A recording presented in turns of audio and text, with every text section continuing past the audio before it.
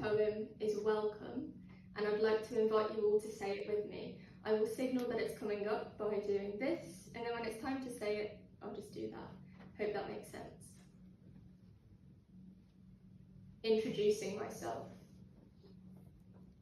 I waited 17 years to introduce myself, to hold out my hand, straighten my shoulders, unbury my head enough to show my eyes, to not feel ashamed for wanting to disappear every time someone asked, "What's your name?" You see, some names are not welcome once they cross borders.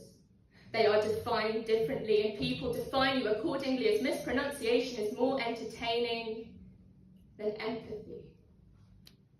Tell me, how does a girl explain to her peers that the 5-letter daisy chain on her birth certificate was threaded with love, gifted with the promise that she'll always belong? My name was a childhood whose autumn arrived in early April, fell beneath heeled ankle boots that blended with backdrops of shedding leaves and ran across them, listening to how calmly they let go of their pain and pronounced change in nature's unassuming accent.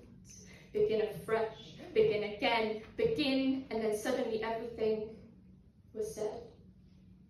5 became 6-letter daisy chain, colouring the cracks of a brick road leading back home, dressed in ditzy fields of water forget-me-nots. Naming is simply recognising a chance to become.